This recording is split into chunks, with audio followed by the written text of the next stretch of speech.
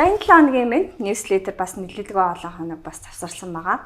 За тэгэхээр сүүлийн үеийн байдлаар автоматын аппликейшн дээр яг ямар үйл явц явж байгаа вэ? За тэгсмаа багц хэрхэн өөрчлөгдөж байгаа вэ гэдэг талаар. За эдгээр захирал бидний 19 сарын 16-наас хойшоогоо ерөнхийдөө вакцины шинжилт хийгдсэн байгаа шүү дээ. Тэгэхээр одоо вакцины шинжилтэн дээр магадгүй нөгөө алтны хөрөнгө оруулалт хийх магадлалтай байсан. Тэгэхээр яагаад алтны хөрөнгө оруулалт ороогүй? Яг хятадын байгууллагууд орж ирнэ гэсэн тамга төлөө дэвшүүлээд байгаа вэ? Алтыг 2800 дээр аваад $3,000 хүрлээ гэх юм бол нэг $200 ашиг тий. За $2,800 хөрөнгө оруулалт хийсэн болохоор тэрнээсээ тооцож аавна. $200 ашигыг оруулсан 2800-аар ингээд тооцох юм бол нэг 8 9% өгөөж байхгүй юу? Миний хувьд бол хангалтгүй. Ямар компани оруулах вэ гэх юм бол алт руу ороод ирэх юм бол алт олборлдог компани руу орсон дээр. Алт олборлдог. Тийм. Гэхдээ тийм компаниг одоох нь бол олоогүй байгаа. Зах зээл дээр яг надад таалагдсан. За энэ гоё компани байна. Хямдхан байна. Хамгийн гол нь хямдхан байна. Өсөх потенциалтай байна. Тийм компаниг олоогүй болохоор алтыг энэ удаадаа оруулаагүй. Тэгэхээр одоо нэг сүүлийн байдлаар нэг контентн дээр бас яригдсан байгаа шүү дээ. Хятадын 50 индекс орж ирэх гэж байгаа гэх. Тэгэхээр та 50 индексээ яг ямар байгууллагууд нь хөвшлэн цонхилж ийн, яагаад ерөөхдөө авна гэсэн төлөвлөгөөд байгаа. Яагаад гэхээр энийг уяж байгаа зүйл нь өмнө нь бид нар хятадын хөрөнгө оруулалт хийхэд арай болоогүй байгаа. Хугацааны хувьд л арай биш ээ гэж нэг хэлдэг байсан шүү дээ, тий. Тэгэхээр одоо яагаад хятадын байгууллага руу орох болсон бэ? Ус нөгөө улс төрийн нөлөөлөл ч юм уу тий энэ зүйл нь ерөөхдөө хамгаалт хэр найдвартай вэ? Америкийг бодох юм бол Америк шиг найдвартай биш. Гэхдээ Америктай харьцуулах юм бол хятадын хавцуунууд нь хамаагүй хямдхан. Тэгээд эрсэл өгөөж үүднээс харах юм бол хятадын зах зээл маш өндөр өгөөж өгөх боломжтой. Зөрүүлээд авж байгаа ашиг эрсэл боломжийн гэж харж байгаа учраас тийш орж байгаа. Тэгээд тэр топ 50 компани бол нөгөө S&P буюу Dow Jones-тай адилхан индекс цаана хараат бусаар сонгогддог ашигт ажиллагаа бизнесийн хэмжээнээс хамаарж байгаа. Тэгээд тэр индексийг авж байгаа. Дотор байгаа компаниудыг давхар авж байгаа. Гэхдээ тэр индексээс нэг компани хасагдах юм бол дараагийн компани шууд орж ирээд нөгөө газрын мод автоматар солигддог. Тэгээд хятад Хонконгийн хөрөнгөний зах зээл дээр байгаа бүртгэлтэй топ ашигт ажиллагаагаар өсөлтөөрөө потенциалаараа тэр компани бүртгэсэн байгаа. Тэгэл ер нь бол хятадын зах зээл угаасаа тийш хөрөнгө оруулалт хийж байгаа юм бол энийг авах ёстой гэж хараад яаж байгаа. За тэгээд хятадын зах зээлээс арай шилдэгүүд гэх юм уу да. Шилдэг гэхээс илүү арай өндөр өсөлттэй байх магадлал компаниудыг тусгаарлаад түүгээд авсан байна. За тэгэхээр нөгөө нэг Tesla-гийн хувьцаа бас муу адил урж иж байгаа шүү дээ. Тэгэхээр Tesla-гийн хувьцаа ерөөхдөө бид нар маш гайгүй дэжгүй үнийн дүн дээр авж гин. Гэтэ Tesla-гийн хувьд хэр ашигтай байх вэ? Ер нь манай багцууд дотор ерөөхдөө урт хугацааны хөрөнгө оруулалт хийнэ гэж ерөөхдөө тооцоологдож байна гэж харагдаад байгаа. Яг Tesla-гийн өнөөдрийн бизнес харах юм бол одоогийн Tesla-гийн хувьцаа ханш дэндүү өндөр. Бид нар тэгтээ дэндүү өндөр. Яг Tesla маань өнөөдрийн хэмжээнд үлдчих юм бол шууд зарах хэрэгтэй. Окей. Гэхдээ хувьцаа авна гэдэг чинь өнөөдрийн байдлаар авах байгаа ирээдүйг нь худалдаж авч байгаа. Тэгээд Tesla компани тэр өөрийнхөө жолооддаг машин дээр тэргүүлж байна. Дэлхийн номер 1 өдөртөгчтэй Elon Musk өөрийнхөө өдөртөг машинаараа дамжуулаад энэ такси дуудлагын зах зээл рүү нэг хоногийн дотор ороод өрсөлдөгчнийг арчина. Нэмээд Tesla дээр нэг сонирхолтой юм байгаа. Хятадын BYD компани бас сайн явж байна л да.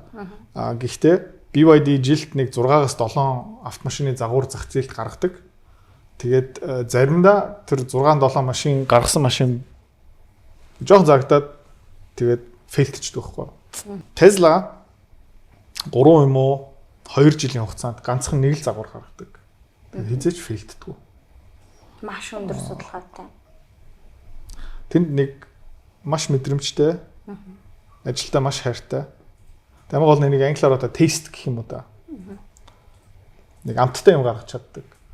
өөр team компани юу юм бэ гэх юм бол нөө Steve Jobs-ын доор Apple тий 10 хэдэн загвар iPod гаргадаггүй 20-30 загвар утас гаргадаггүй тий хар мянган төрлийн компьютер лаптоп гаргадаггүй тий MacBook Air MacBook Pro iPhone Pro тий цөөхөн хэдэн юм дээр төвлөрдөг. За тэгээд тэр төвлөрснөөрөө маш гоё бүтээгдэхүүн гаргадаг. Тэгээд энэ Tesla-гийн гаргаж байгаа загвар дээр маш чанартай юм гарч байгаа. Тэгээд фейлдсэн бүтээгдэхүүн одоохондоо байхгүй. Тэгээд одоо юу болж байна гэх юм бол батарейны өртөг, үйлдвэрлэлийн өртөг ингээ буурсаар агаад Tesla-гийн гаргаж байгаа машины дундаж өртөх нь ингээ буураад байгаа. Тэгээ одоо анхны машин амар өндөр тансаг зэрэглэлийн юм байсан. Тэгээ одоо баг багаар ингээ хямдраал яваад байгаа. Хэрнээ ашигын маржин өндөртэй. Тэгээд зүгээр нэг цаг хугацааны асуудал. Tesla эзний цагт 15 мянган долларын машин гаргах чинь. Тэ. Өөрийнхөө жолооддаг. Амар чанартай. Тиймэрхүү юм харагдаж байгаа. Нэмээд батарейны бизнес сэргийх эрчим хүчин дээр бас тэргүүлж байна.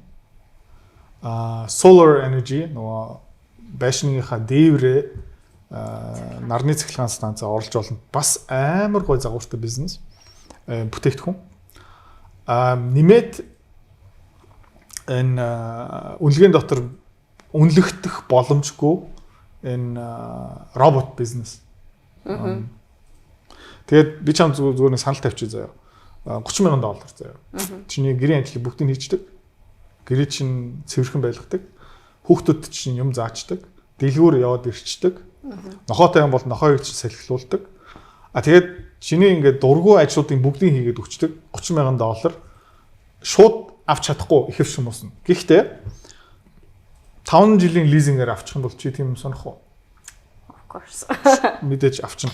Тэгээд ер нь бол нэг $25-30 мянган тийм робот гаргачаад тэр робот маань энэ лайтай ядаргаатай ажлуудыг хийгээд өгдөг болчих юм бол Илон өөрөө хэлсэн байхгүй юу? Хэдэн ширхэг зарагдах юм бэ?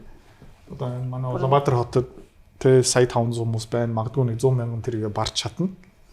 Тэгээд яг тэр зах зээл байгаа юу гэвэл бүр амар зах зээл байгаа. Тийм тэгээд яг хүний анатом байгаа шүү дээ. Хуруу, гар, хөдөлгөөнтэй чадвартай одоо би зүгээр тэр нөгөө бүтээгдэхүүний юуг нь ярьж байгаа шүү. Нөгөө хардвер нөгөө энэ төхөөрөмжүүдийг ярьж байгаа. Яг хүнтэй адилхан юм бүтээчлээ. За тэгээд юу дутж байна гэх юм бол тэр роботыг өдөртөг софтвер байгаа байхгүй юу? Тэр л дутж байгаа.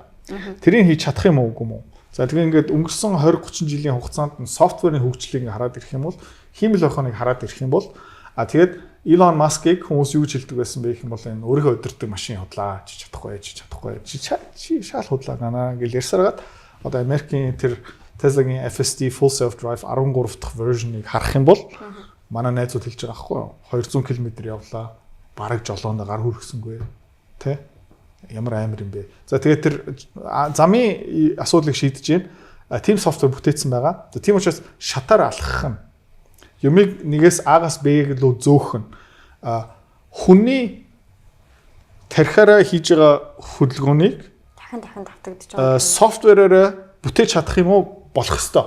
Нэг болохгүй юм байхгүй. Нэг ичид байхгүй шүү дээ бид нарт. Бурханаас авсан ичидтэй болохоор оюука идрат угаасан хувцасаа угаалгын машинаас гаргаад нэг өлөж чаддаг тийм биш байхгүй юу. Тэгээ ерөөдөө боломжтой. За тийм учраас зүгээр софтверийн асуудал байгаа. Тэр хардвер байгаа шүү дээ. Тэрний ард нь бас гарчна. Тийм учраас миний зүгээс ирээдүйн харагдаж байгаа нь тэр тийм робот бий болох юм уу үгүй юм уу гэх юм бол болно. Цаг хугацааны л асуудал. Цаг хугацааны асуудал. За тэгээд ангараг руу пууж нь явуулж чаддаг хүн. Пууж нь сансал руу ингээд нисүүлээд буцаагаад авчирч чаддаг хүн.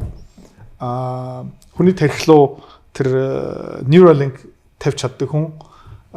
Twitter X-ыг аваад Америкийн сонгуулийг үр дүнгээ өөрчилж чаддаг хүн. Робот хийчнэ. Тийм учраас нөө Tesla-гийн өнөөдрийн үн хааш нэг үнэтэй. Гэхдээ жилийн 10 сая 50 сая робот зараад эхэлчих юм бол дэлхийн хамгийн өндөр орлоготой компани болно. Тэгээд дэлхийн хамгийн өндөр ашигтай компани болох магадaltaй учраас манай энэ автоматагийн урт хугацааны хөрөнгө оруулалтын багц руу энэ компани хувьцаа оруулж байгаа. Тэгээ хизээ өсөд эхлэх юм бэ гэвэл яг миний харж байгаа ирээдүй одоо чи бас жоохон харж эхэлж байгаах миний яриаг сонсоод та бас яг адилхан. Энийг бүтэн хараад боломжтой юм байна. Энэ хүний компани хийчих юм байна. Ингээ ойлголтноо болоод ирэх юм бол энэ хувьцаа зүгээр нисчих واخгүй. Тэрийг зүгээр хүлээж байгаа.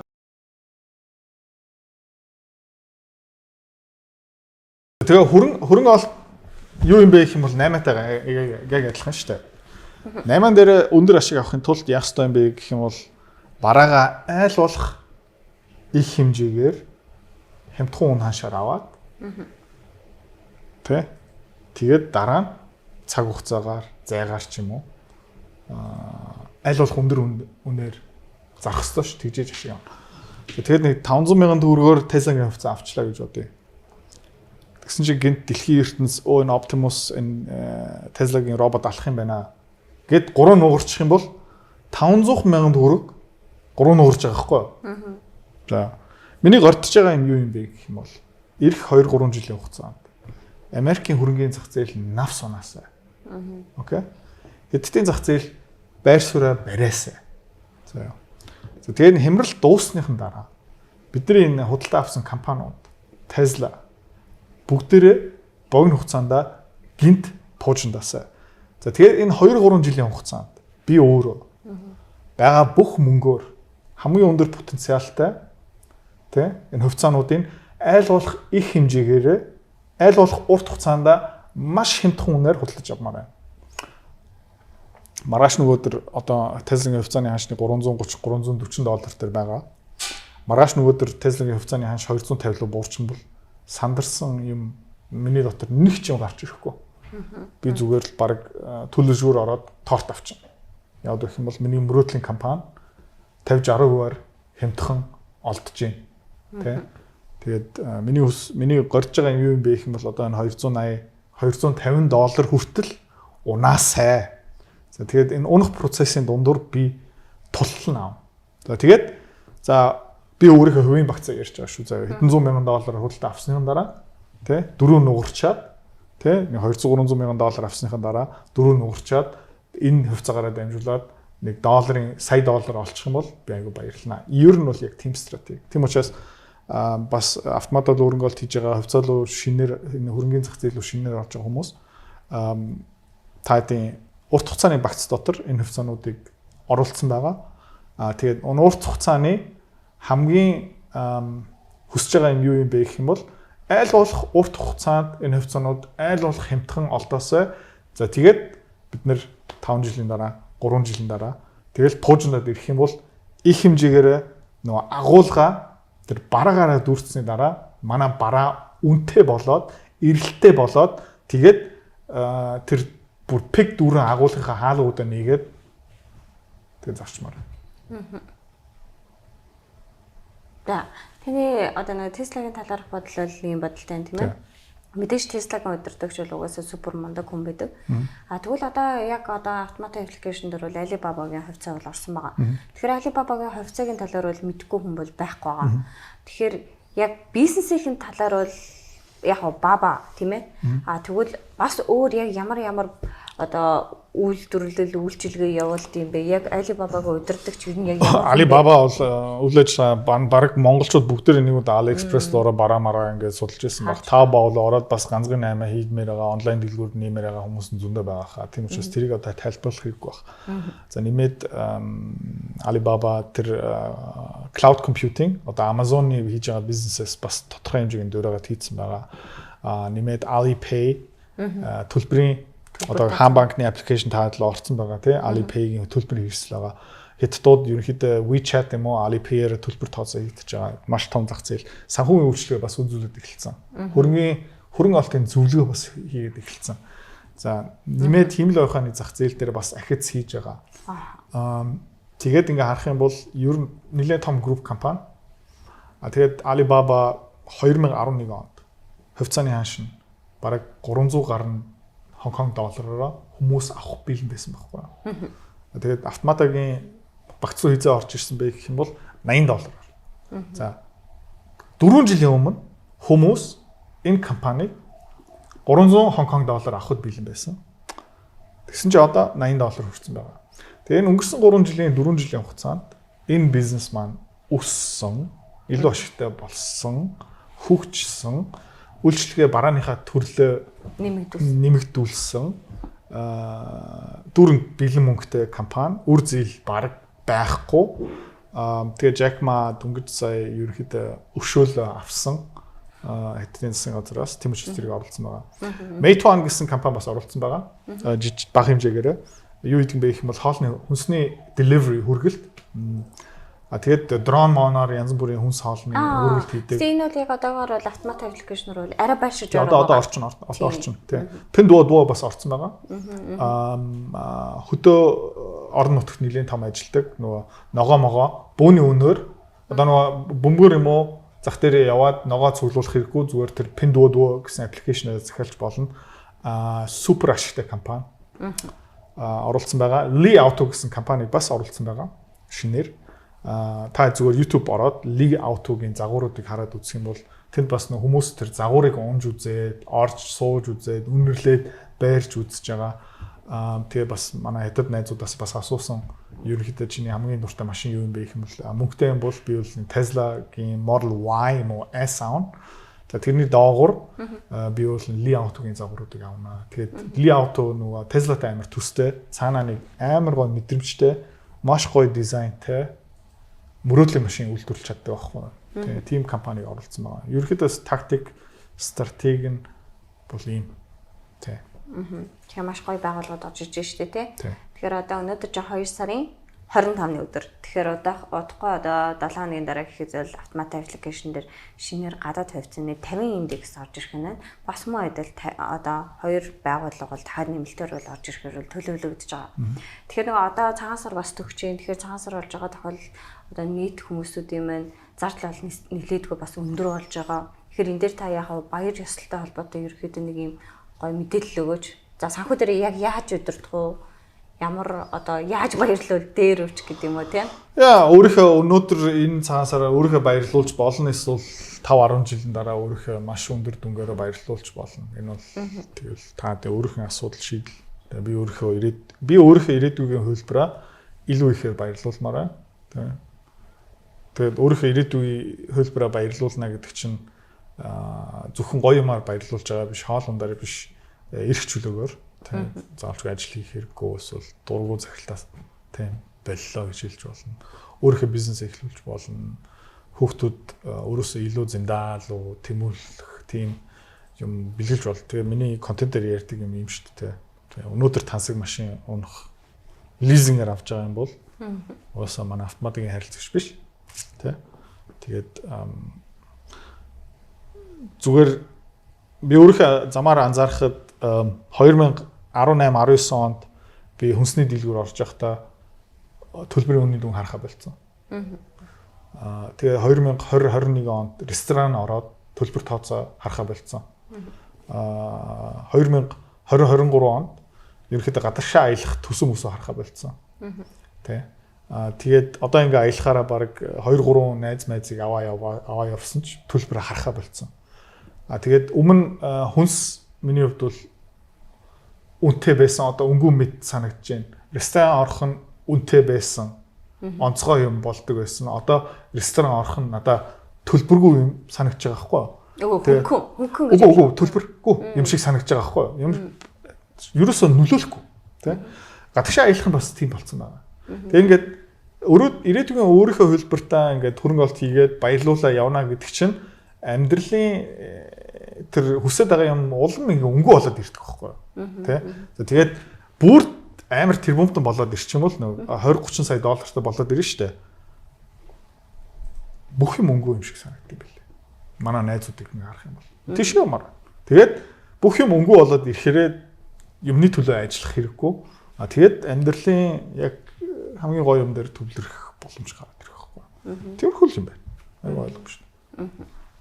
За тэгээд автомат аппликейшны шинэ вакцины хургалт яаж өөрчлөгдөхөөр вэ? Ямар байгууллагууд, ямар байгууллагын, ямар үнцэнтэй байгууллагын гэдэг бол мэдээллүүдийг өглөө. Тэгэхээр дараагийн ньюслетерээ. Тэгээд нэмээ хэлэхэд ерөнхийдөө бид нэр ер нь софтвер бизнес явуулж байгаа шүү дээ. Тэгээд автомата шиг платформ Монголдо хөгжүүлсэн хүн байхгүй.